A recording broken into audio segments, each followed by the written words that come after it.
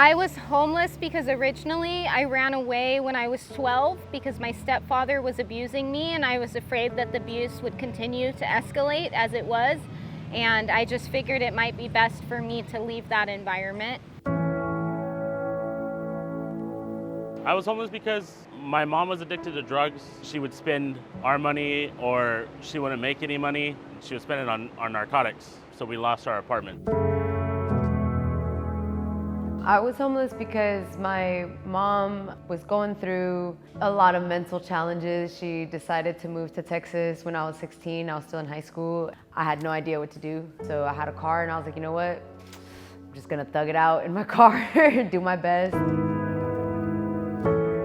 I was homeless because I was facing physical and sexual violence at home. My father had been abusing me for years. I just didn't feel like I was safe, and it was better for me to leave rather than do anything that I would end up regretting later. The Homeless Youth Advocacy program came out of COVID because we had to shut down our award-winning music and art program of 18 years. We had to think out of the box of what we can do to reach these youth during this pandemic. And so we started doubling the amount of outreach workers that went on the streets to find the youth. We started putting up posters that actually listed what we do, what they can get help with, and our telephone number and Facebook page. And the youth started calling by the droves. Outreach certainly is the initial key part of our program, but certainly the case managers and communicating with them is critical, because especially if we're in an outreach moment where youth is willing to sit down and call the case manager, it's important they pick up the phone. We have small windows of opportunities. So we have 2 case managers that are very committed and very aware of their phone, and when a call comes in, they answer. Doors of Change is different than other organizations, I think, in the fact that they're very hands-on, they're very active, they're very caring, I think. You know, it's very obvious that they love what they do and they do it for the purpose of helping people. It's not just another paycheck, it's not just another job. It's very wholehearted, and us, you know, like the people they're helping, we feel that. I feel that. Our success with placement and housing is we address the mental illness first. Because honestly, if you get them good mental health, get them to admit they need mental health, and support them, they will find good jobs, and they'll keep the jobs. They will stay in the housing that we provide for them.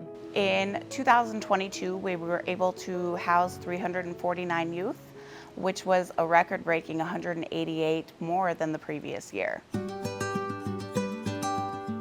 The donors have the most power to help these kids because it all comes down to money. Without the money, we can't provide these resources. These kids need case managers. They need people that are going to help them put their lives back together. If you're a donor and you're looking to help an organization, Doors of Change is the place to go, because they are active.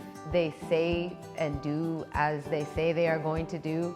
They genuinely work from the heart, and to give your money to people who are working with the youth and they're doing it because they love to help people, that's the world I want to live in. The success stories make me smile because I think of the youth when they were when I first met them and where they are now, sometimes 20 years later.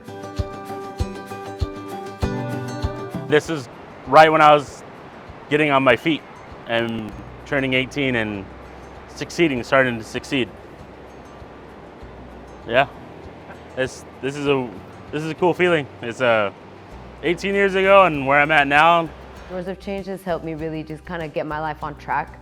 You know, the other organization helped me get housed, but that's kind of where it ended. Doors of Change really put their best foot forward and was like, this is what's next. This is, what are your goals? You know, where are you trying to head? And they've been pushing me on that same track and making sure that I stay on that track. We're small and we're grassroots, and that, frankly, that's what attracts me to Doors of Change. We don't have sort of a bureaucracy to go through.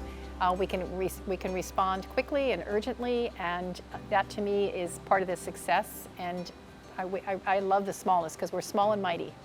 Love is one word to describe Doors of Change.